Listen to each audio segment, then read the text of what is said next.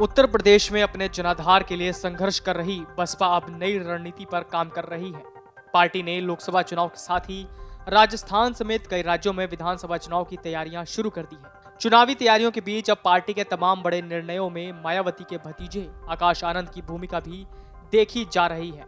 दरअसल आकाश आनंद अब बसपा के लिए मुख्य भूमिका में नजर आ रहे हैं। इसी बीच चर्चा ये भी है कि आने वाले दिनों में आकाश आनंद की जिम्मेदारी और भी बढ़ाई जा सकती है। इसके पीछे कई वजहों को गिनाया जा रहा है। सबसे पहले ये चर्चा यूपी विधानसभा चुनाव के दौरान शुरू हुई थी। तब चुनाव में आकाश आनंद काफी सक्रिय रहे।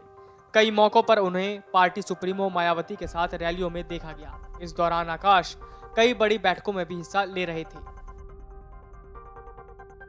अब ताजा मामलों पर गौर करते हैं। बीते दिनों अखिलेश यादव ने मायावती पर बीजेपी से मिलने होने का आरोप लगाया था। उन्होंने कहा था कि वो अपनी ही बनाई हुई जेल में कैद हैं। उस जेल का जेलर दिल्ली में बैठा हुआ है।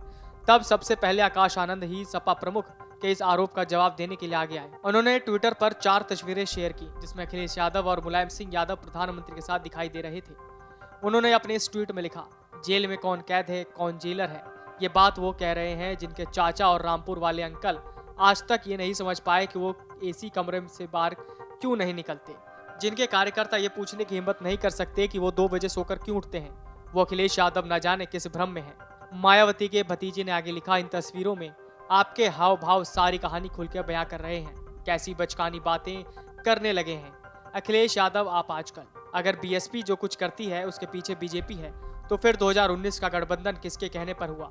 इसके अलावा पार्टी सूत्रों का कहना है कि बसपा प्रमुख ने अपने भतीजे आकाश आनंद को गुजरात और मध्य प्रदेश में होने वाले विधानसभा चुनाव में पार्टी को लामबंद करने की जिम्मेदारी सौंपी है। वो यहां जाकर कार्यकर्ताओं और पदाधिकारियों की बैठकें भी कर रहे हैं। खास बात तो ये है कि गुजरात में इसी साल के अंत में चुनाव होने वाला है। अब बात चुनावी तैयारियों की कर लें तो राजस्थान में 2023 में विधानसभा चुनाव होने वाले हैं। इसको लेकर बीएसपी ने अपनी रणनीतियों पर काम करना शुरू कर दिया है। चुनावी रणनीतियों के साथ ही बैठकों में आकाश आनंद की भूमिका साफ तौर पर देखा जा सकता है।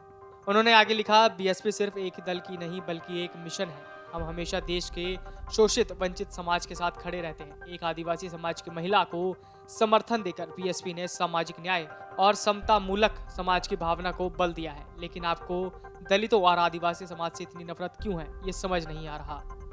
Video desk amarujala.com। डाउनलोड करें अमर उजाला ऐप और पाएं खबरें लगातार।